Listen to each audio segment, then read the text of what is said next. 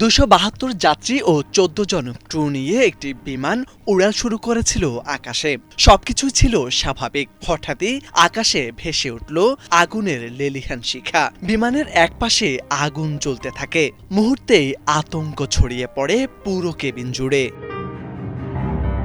বিমানের বাঁদিকের ইঞ্জিনে ধরা ভয়াবহ আগুনে জীবন মৃত্যুর সেই সংকটময় মুহূর্তে অসাধারণ স্থিরতা দেখান পাইলট। দ্রুত আগুন ধরা ইঞ্জিনটি বন্ধ করে ঝুঁকি নিয়েই কয়েক মিনিট আকাশে উড়াতে থাকেন বিমানটি। এরপর নিখুঁত দক্ষতায় বিমানটি ঘুরিয়ে আবারও রানওয়ের দিকে নিয়ে আসেন। দম বন্ধ করা পরিস্থিতির মধ্যেই অবশেষে নিরাপদে অবতরণ করে বিমানটি। একে একে সবাইকে নামিয়ে আনা হয়। আহত হননি কেউ। পাইলটের এমন সাহসিক কৌশলে প্রাণে বেঁচে যান সবাই।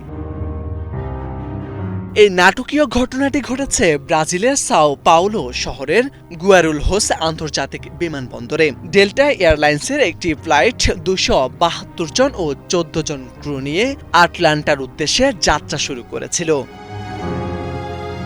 পরে বিষয়টি খতিয়ে জানা গেছে, ইঞ্জিনের যান্ত্রিক ত্রুটির কারণেই ভয়াবহ পরিস্থিতির সৃষ্টি হয়। ঘটনার ভিডিও ছড়িয়ে পড়তেই সামাজিক যোগাযোগ মাধ্যমে শুরু হয়েছে ব্যাপক আলোচনা। কেউ বলছেন অলৌকিক রক্ষা, আবার কেউ পাইলটকে অভিহিত করেছেন আকাশের নায়ক হিসেবে।